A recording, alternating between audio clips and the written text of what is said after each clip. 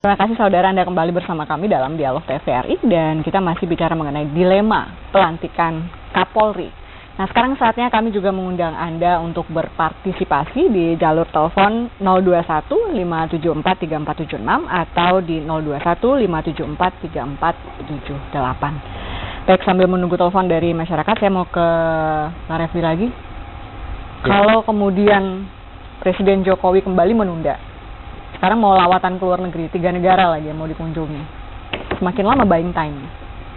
Ya, ini yang sebenarnya saya pribadi sesalkan ya. Artinya kenapa kemudian terlalu lama. Kalau kita lihat sinyalnya tidak melantik, sebenarnya kan ya sudah ambil semua risiko ya.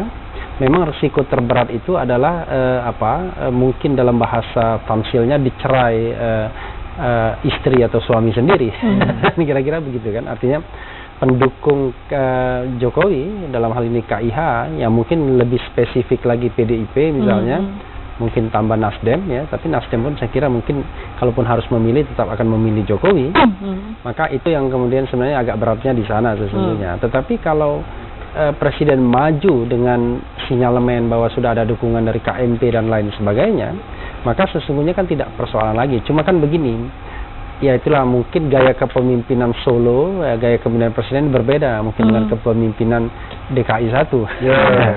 Kalau DKI 1 kan pasti langsung main tabrak saja kan, ya, apalagi kalau sudah dapat dukungan publik.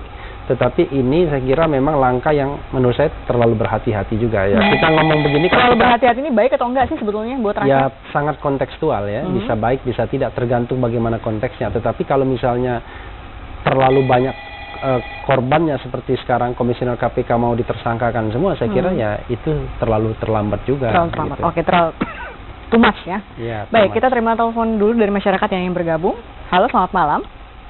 Halo, selamat malam. Ya, dengan siapa di mana Bapak? Dengan Pak Joni di Tarakan ini. Silakan Pak Joni. Ya, jadi saya sebagai warga berpendapat ya, permasalahan pemilihan calon Kapolri ini berawal dari Presiden Jokowi sendiri ya, yang mempercepat mengganti Kapolri Sutarman walaupun masa berakhirnya belum berakhir.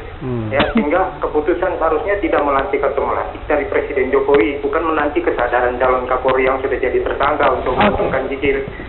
Ya, jika Pak Presiden lebih cepat tuntas juga dalam pemilihan calon Kapolri, apalagi anggota DPR sudah melakukan permainan politiknya dan menyetujui Kapolri Presiden dengan cepat tanpa pedulikan berkasus hukum atau tidak. Yang menurut saya Presiden sudah masuk perangkapnya sendiri dan juga dari DPR. Baik Pak Joni, itu saja. Ya, itu. Baik, terima kasih Pak Joni di Tarakan. Di belakangnya halo, selamat malam. Halo. Selamat malam. Iya, dengan siapa di mana? Pak Andi dari Sumatera Barat. Silakan Pak Andi. Ya ini saya mengeluarkan pendapat. Ya. Sebaiknya Presiden jangan mengangkat orang yang bermasalah. Kenapa? Masalahnya Presiden kan diangkat oleh rakyat. Jadi harus diperhatikan rakyatnya. Karena sekarang ini kita banyak dikekang oleh hukum yang mengatur, tapi kita tidak mengambil satu tindakan moralitas. Contohnya, saya ambil umpamanya dari Kasbah, kabak, dan direktur, ya kan? Seandainya kabaknya bodoh, apa harus tunggu dulu baru kita sampaikan kepada direktur? Ini yang membuat kita terkekang. Akhirnya kita tidak jalan selama ini hukum. Apalagi selama ini hukum kita ini menarik kesalahan yang lama. Bisa-bisa kita semuanya bisa dipenjara karena kita semuanya salah. Saya kira itu aja. Baik, terima kasih Pak Andi. Pak Andi dari Sumatera Barat di belakangnya. Kita sapa lagi. Halo, selamat malam.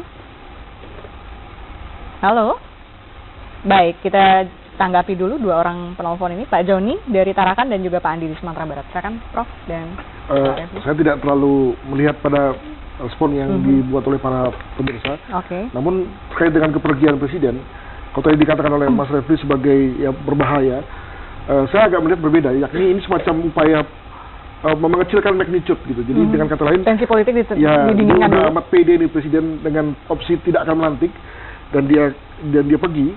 Dengan begitu lalu kemudian dia juga imun dari gergaji-gergaji yang akan selalu mungkin saja ada kalau dia di dalam negeri gitu ya. Dan dengan dia dipusingkan pergi, dengan betul. Maka stalemate-nya sudah tadi bahwa dia nggak akan dilantik. Tinggal kemudian kita bicara mengenai opsi apa ya, dari segi deal-nya begitu ya, sehingga dikecilkan.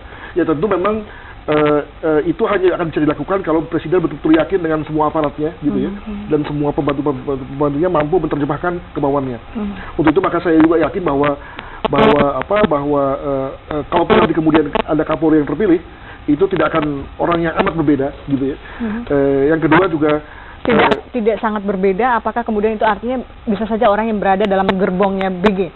Mungkin juga, nah kalau mau jujur juga nanti akan ada semacam, mungkin ya, akan ada semacam deal yang oke lah, agar Anda mau mundur maka yang naik adalah gerbong Anda, bisa begitu gitu ya. Dalam politik kan semua bisa terjadi ya gitu. Dan yang kedua adalah bahwa kalau kita bicara mengenai soal KPK, itu juga menjadi sesuatu yang nampaknya tidak lagi menjadi satu hal yang diperhitungkan oleh presiden ini. Ini menarik nih karena nampaknya presiden betul-betul sudah firm dengan satu posisi untuk melihat KPK yang berbeda dari segi gesture. Ya saya tidak mau mengatakan cepat-cepat dengan memakai istilah pelemahan. Kenapa kemudian Prof Anda melihat bahwa presiden memang sedikit dalam tanda kutip abai kepada KPK? Presiden sempat merasa dirugikan atau bagaimana? Atau memang hanya karena kehilangan wajah tadi itu tadi? Dari beberapa teman itu saya mendapat semacam kesan bahwa siapa sih sebenarnya kepala negara di negara ini gitu ya. Nah itu menurut beberapa sumber itu cukup bisa dipertanggungjawabkan dari segi akurasinya gitu ya. Nah artinya ada semacam ketidakcocokan dari segi irama. Mungkin ini bukan juga cuma soal chemistry, bukan juga cuma soal ngeklik, tapi memang ini soal ada hal yang substansial dalam rangka melihat peran dan format KPK ke depan yang nampaknya akan berbeda antara situasi pada masa Pak SBY dan pada masa Jokowi sekarang ini. Artinya bisa saja kewenangan KPK memang sedikit akan dipangkas? Saya kira nggak begitu ya. Karena saya kira kita semua sepakat dengan dream untuk menjadi negara yang bebas korupsi, tapi mungkin lebih pada gaya. Gaya yang dikit-dikit ke publik, dikit-dikit main publik itu nampaknya pada beberapa kalangan itu menjadi tidak nyaman gitu ya. Sebab kita kan juga tahu bahwa ada 1000 jalan menuju Roma. Gitu. Kalau misalnya ada hal yang masih bisa diomongkan di bawah, di balik selimut begitu ya, atau di balik tangan, kenapa memilih langkah-langkah yang bersifat publik yang lalu akan ada dramaturgi politiknya begitu. Ya. Makat nggak, Mas Refli? Iya. Dia dong, ini apa ini? Kita bertanya. Saya bertanya pendapat beliau. Iya, menjawab dulu ya. Ya memang harus diakui ya. Saya kira kan Jokowi sudah melakukan blunder ya, ketika kemudian tidak menarik itu. Walaupun kemudian barangkali kesal juga barangkali ya. Tetapi kan sesungguhnya sinyalemen tidak ditolak oleh DPR. Ya, sinyalemen bahwa BG ini bermasalah kan sudah lama sesungguhnya. Tetapi memang desakan politik untuk kemudian mengajukan yang bersangkutan ya, itu kan kuat. Ya mungkin presiden try and error, ya sudahlah ajukan saja. Toh nanti kalau bermasalah ditolak juga. Ternyata unfortunately tidak ditolak. Sehingga bola itu di dia. Artinya ini kan moralnya adalah ya kita dalam mengajukan menominasikan pejabat publik ya tidak bisa juga try and error ya, harus firm bahwa dia sejak awal memang sosok yang tidak bermasalah ya. Jadi kalaupun susah mencari yang tidak bermasalah 100% karena kita tidak mencari malaikat ya. Apalagi di institusi-institusi yang sudah ada ini kan susah mencari malaikat ya. Maka kemudian paling tidak yang paling tidak bermasalah. Karena akhirnya publik juga, terutama mereka yang biasa mengawasi. Tapi tadi kalau menurut Prof Adrianus kan mengatakan begini bahwa Kompolnas tidak memiliki waktu yang cukup untuk melakukan trace terhadap rekam jejak yang lebih dalam, kemudian juga paling tidak visi dan misi pun mereka tidak sempat mempertanyakan itu. Ya sebenarnya kan kalaupun misalnya waktunya tidak, ya kan presiden juga sudah harus punya instrumen untuk kemudian bagaimana menggali informasi mengenai orang ini. Lalu kemudian DPR pun kan ada waktu 20 hari untuk menilai rekam jejak dan lain sebagainya. Tapi ini tidak. Langsung diajukan tanggal 13 kalau tidak salah, lalu kemudian 12 tanggal 15 sudah dapat jawaban, itu sudah paripurna tuh 3 hari saja. Nah ini yang kemudian menjadi pertanyaan publik ya. Ada apa? Nah mengenai tadi ada pertanyaan mengapa kemudian Sutarman akhirnya diberhentikan? Ya mau diapakan lagi kalau memang apa tadi? Kalau memang kehendak politiknya ya, aspirasi politiknya begitu kan susah juga kita. Karena kenapa kemudian saya begini? Ini mungkin berbeda atau saya tidak tahu begini. Presiden ini kan bekerja dengan Kapolri dan Panglima TNI sebagai bawahan dia di aspek keamanan dan pertahanan. Karena itu dia butuh orang yang firm, dia betul-betul percaya untuk bisa mengejawantakan visi dan misinya. Dan tidak ada yang salah di situ. Tidak ada yang salah di situ.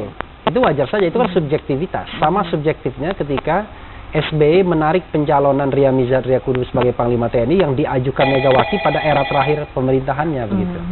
Oke. Sebelum nanti dijawab lagi pertanyaan yang saya tadi ajukan, kita terima telepon dulu dari masyarakat. Halo, selamat malam. Selamat malam. Ya, dengan siapa di mana, Bapak? Dengan Bapak Fayat di Berau. Di Berau, silakan. Berau. Jauh, Berau. Iya, ini saya mau tadi nonton di DPR dengan Komisi 3 dengan Pak Hasto. Yang mau saya tanyakan itu, kenapa baru sekarang Pak Hasto itu mengeluarkan berita tentang Pak Abraham Samad? Kenapa sebelum pada saat pemilihan presiden? Karena dia tahu bahwa sekarang itu melanggar kode etik. Nah, jadi dia mengeluarkan berita itu setelah Pak BG di statusnya tersangkaan. Iya, baik. Itu saja Bapak. Kenapa tidak ada anggota DPR yang menanyakan mengapa baru sekarang, bukan pada saat sebelum pemilihan presiden? Baik, baik Bapak, itu saja. Terima kasih. Di belakangnya, halo, selamat malam. Ya, halo. Ya, dengan siapa di mana Ibu? Dari Susi di Pandawa Timur. Silakan Bu Susi. Iya, mau tanya yang Pak Arif. Jadi kan singkat disampaikan saat Pak Jokowi mau mendukung untuk tidak mengambil, maksudnya berseberangan dengan KIK atau dicerai PDIP. Itu nanti kira-kira dampaknya apa aja? Terus kemudian apakah pernah ada ya seperti itu? Entah di negara manapun, mungkin bisa dijadikan contoh. Ya, baik, kurang bersih ya.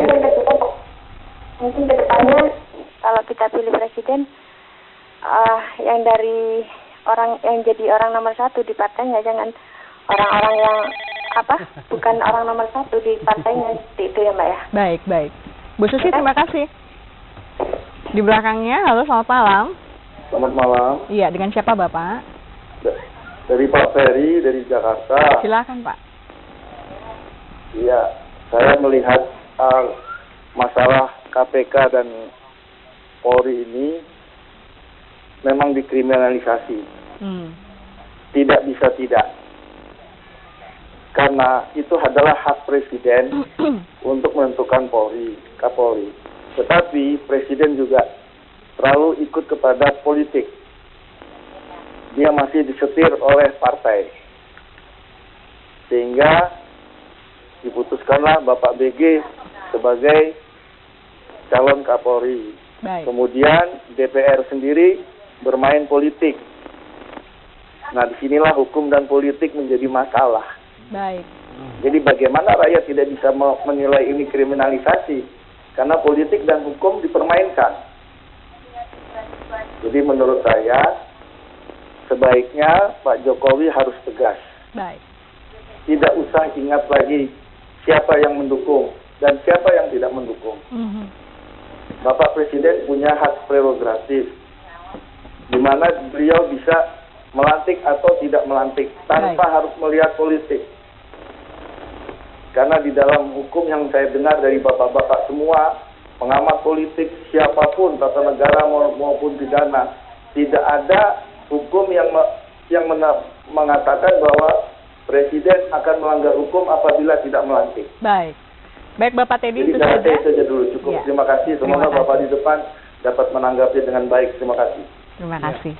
Baik. Silakan Prof dan Mas Refli. Ya, khususnya pada yang terakhir tadi soal Pak Tarman juga tuh ya. Tadi kan juga ada pertanyaan mengenai Pak Tarman kenapa diberhentikan. Saya kira ya inilah memang nasibnya pejabat politik ya gitu. Kalau pejabat profesional maka mesti ada dasar kinerjanya kan dalam rangka mengganti. Tapi kalau pejabat politik ya tergantung pada visi misi, chemistry dari pimpinannya. Sehingga walaupun seorang pejabat politik itu memiliki kinerja baik ya bisa saja kemudian diganti gitu. Itu yang pertama. Yang kedua juga menarik sebetulnya dan ini memang di luar kemampuan kami untuk menjawabnya dari sisi alasan yang dipakai oleh Pak Jokowi dalam rangka mengganti. Di situ dikatakan dalam suratnya kepada DPR bahwa alasannya adalah dalam rangka kebutuhan organisasi dan regenerasi. Ya. Hal mana itu di luar atau tidak ada dinyatakan dalam pasal yang mengatur itu, gitu ya. Jadi semacam terobosan dari beliau, dilalah diterima juga, gitu ya. Jadi memang kalau kita bisa mulai salah ya dua-duanya salah juga, gitu ya. Nah, sehingga lalu kemudian niat beliau kesampaian, yang kemudian lalu menjadikan seluruh proses ini nggak berakhir dengan mulus adalah tadi soal Pak BG-nya. Tapi memang niat beliau adalah memang untuk mengganti Pak Sutarman, itu sudah nampaknya sudah firm, gitu. Oke. Mas Refli, silakan. Iya, tadi kan dikatakan mengenai apa? Kalau kita lihat mau menanggapi tentang Hasto?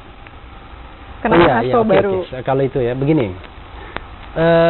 Kita kan tidak bisa memisahkan, pasti ini ada kaitannya dengan BG ya, ada kaitannya dengan keinginan PDIP untuk menjadikan BG sebagai Kapolri. Walaupun kadang-kadang dibantah bahwa BG ini yang memilih bukan dari Ibu Mega, tetapi dari Presiden sendiri. Nah, tetapi kan saya kira dengan menganalisis sedikit saja kita paham betul bahwa itu memang didesakkan dari sana. Apa analisisnya? Ya kan gampang, misalnya pertemuan kemarin ya, kita tahu bahwa sebenarnya kan kalau kita lihat sinyal Mensesnek yang mengatakan bahwa alangkah indahnya kalau BG mundur, lalu kemudian dikaitkan dengan pemanggilan semua angkatan itu ya, Panglima TNI, lalu kemudian mungkin BIN juga, lalu kemudian mantan BIN Hendro Priyono. Sebenarnya kan mungkin Presiden ingin memastikan bahwa kalau dia mengumumkan pembatalan ini tidak akan terjadi eskalasi dari sisi keamanan, ya, karena TNI masih firm, Menteri Pertahanan masih firm, misalnya kan begitu. Nah, tetapi kan setelah pertemuan itu kan ada kunjungan baru lagi. Petinggi-petinggi KIH yang kemudian mengubah konstelasi lagi, muncul lagi bahwa akan diumumkan setelah pra-peradilan. Nah, ini kan menunjukkan bahwa sesungguhnya begitu kuatnya keinginan Teguh Umar, orang mengatakan begitu, Teguh Umar untuk menjadikan BG sebagai Kapolri. Walaupun apa sih yang sebetulnya terbaca kenapa harus BG dipaksakan untuk jadi? Ya tanya kepada Teguh Umar. Kalau analisis Anda tadi. Ya kan kita ada hubungan historis ya. Saya kira hanya karena hubungan historis. Ya, artinya mantan ajudan, tetapi juga. Kalau kita lihat juga peran-peran yang dimainkan BG bisa jadi juga berperan dalam ketika kampanye Jokowi JK, walaupun kemudian dibantah saya polisi aktif, tidak mungkin saya terlibat kampanye, tapi ini kan sudah rahasia publik. Yang namanya dosen-dosen perguruan tinggi pegawai negeri itu tim sukses semua. Tidak ada juga orang yang kemudian mempermasalahkan, karena memang akhirnya itulah real politik kita, walaupun di atas kertas tidak boleh berpolitik, tapi semua orang sesungguhnya berpolitik. Nah, kita tahu bahwa kemudian ada juga hubungannya dengan wakil presiden, sehingga sesungguhnya yang ingin menjadikan BG ini sebagai Kapolri banyak sekali orang-orang dekatnya, mulai dari Megawati, kemudian Hendro Priyono, kemudian Surya Paloh, juga wakil presiden. Karena hutang budi ini tadi. Saya kira tidak hanya sekedar hutang budi, juga mungkin subjektivitas politik tadi ya. Saya kira BG juga saya kira sangat meyakinkan ya penampilannya, performance-nya ya. Mungkin juga sangat supel dan mungkin juga bisa membawakan diri secara baik ya. Sehingga kemudian banyak orang juga yang terkesan. Tetapi kan hukum tidak boleh kemudian dipengaruhi pada subjektivitas seperti itu. Saya kira kita mencari pejabat publik itu harus tanpa perasaan. Artinya kalau memang ada masalah ya kita jangan ajukan ya. Kalau memang ada masalah jangan diajukan. Nah, kalau ini kan tidak. Memang karena kedekatan sudah tahu ada masalah tetap saja didorong. Mestinya kan jangan gitu. Kan kasihan bangsa ini kalau kita mendorong tetap orang yang sebenarnya bermasalah dari sisi hukum. Coba bayangkan kalau misalnya terpaksa dilantik ya. Lalu tiba-tiba setelah dilantik jadi Kapolri tiba-tiba kemudian ditahan oleh KPK. Kan sejarah yang sangat buruk sekali. Ya mending kalau misalnya dengan sukarela misalnya ditahan, bagaimana kalau menggerakkan kepolisian untuk mengepung KPK misalnya, maka terjadi clash yang menurut saya tidak pada tempatnya ketika kita kemudian mengorbankan negara, mengorbankan institusi untuk kemudian tetap mendorong orang yang menurut saya saat ini memang sedang secara de facto sedang menghadapi masalah. Sekali lagi, hal yang sama juga berlaku kepada calon pejabat publik lainnya. Begitu. Artinya kalau kasus BG ini tidak ada, maka pernyataan Pak Hasto juga tidak akan pernah muncul. Bisa jadi. Ya, dan saya bisa pastikan karena not necessary untuk menyatakan hal-hal yang seperti itu. Juga ada kemudian tiba-tiba ada sebuah LSM yang mengadukan kelakuan Abraham Samad misalnya ya. Lalu kemudian ada juga pengaduan dari seorang perempuan dan lain sebagainya. Saya kira semua itu tidak akan pernah ada kalau tidak ada masalah BG ini. Nah, tetapi masalahnya adalah yang saya agak miris adalah begini. Memang kadang-kadang kalau pejabat publik ini ya seperti KPK kadang-kadang saya kira banyak orang yang kesal juga. Saya tidak pernah kesal melihat tingkah KPK, kan nggak ada urusan dengan kita pejabat publik. Tapi pejabat publik pasti akan kesal dengan tingkah KPK karena kadang-kadang memang mungkin dirasakan overacting. Tapi saya nggak mau peduli. Yang penting adalah konsentrasi kita adalah apakah dia benar dalam melaksanakan tugasnya untuk melakukan pemberantasan korupsi. Dan selama ini kan KPK 100% sebenarnya tidak pernah kalah di dalam pengadilan tipikor. Ya mungkin juga ketika dia dimajukan dia juga punya bukti yang kuat sesungguhnya. Karena banyak yang kesal itu juga. Iya, gara-gara tapi cara ini kadang-kadang membuat orang kemudian menjadi kesal. Nah, ada dua kemungkinan, caranya diperbaiki atau sebagai pemimpin publik kita jangan terlalu mudah terganggu dengan gaya. Lihat saja esensinya kan begitu. Karena banyak yang kesal ini juga kemudian kenapa seorang Akil Mukhtar sampai mau kemudian bisa jadi kesempatan balas dendam ya kan. Iya. Dilihatin semua. Prof. Gitu. Untuk kita berasumsi kalau seandainya kemudian memang harus ada nama-nama baru terlepas dari 3 yang tersisa ini, perlukah kemudian tetap melibatkan KPK, PPATK selain Kompolnas menurut Anda? Supaya Kompolnas jangan disalahin terus kalau misalnya kalau kita lihat dari undang-undang KPK dan PPATK memang mereka juga tidak wajib merespons surat kami. Mereka hanya wajib merespons kepada penegak hukum dalam rangka pro justisia dan kepada presiden. Jadi daripada kami sakit hati lah gitu ya, kirim surat tahu tidak dibalas, lebih bagus dalam hal ini menurut saya biar presiden saja yang mau memakai kewenangannya untuk meminta supaya lebih cepat dan juga supaya lebih akurat. Nah, tapi kalau kemudian ada semacam pernyataan bahwa presiden juga tidak akan mengontak KPK dan PPATK, ini menurut saya juga hal yang berani juga karena selalu ada kemungkinan karena tadi ada banyak fakta yang juga kami nggak tahu sebetulnya terkait dengan keuangan seseorang dari calon yang kami usulkan. Jadi kalau kita bisa mengenai BG jilid kedua ya selalu mungkin ya, walaupun tentu saja kita semua berdoa agar jangan sampai terjadi seperti itu. Saya ini underline poin ini. Memang akhirnya kemudian dengan mudahnya KPK dijadikan tersangka, maka bisa jadi nanti pejabat PPATK dibegitukan juga. Pasti. Karena itu kemudian mereka pun harus hati-hati, mungkin dianggap melampaui kewenangannya. Karena apa? PPATK tidak bisa sembarangan memberikan data transaksi itu kepada pihak-pihak lain, termasuk Kompolnas. Jadi dia hanya bisa kepada penegak hukum saja sesungguhnya. Kepada presiden pun, ya, saya nggak punya, rasanya tidak punya dasar hukum. Nah nanti saya khawatir tapi suatu untuk kepentingan tertentu seperti sekarang misalnya untuk memilih pejabat mungkin konklusinya aja. Tapi tapi dasarnya enggak ada sesungguhnya. Dasar hukumnya itu enggak ada. Hukum itu kalau tidak ada dipersoalkan orang fine. Tapi begitu dipersoalkan seseorang atau banyak orang, maka kemudian orang akan mencari kelemahan-kelemahannya di mana dan pasti ada kelemahannya begitu. Baik, terima kasih Prof. Terima kasih untuk perbincangan kita malam hari ini. Mudah-mudahan sekembali presiden dari lawatan 3 negara segera akan ada sebuah keputusan yang menggembirakan untuk rakyat Indonesia. Akhirnya sampai di sini dialog kita. Terima kasih atas perhatian Anda. Selamat malam. Sampai jumpa.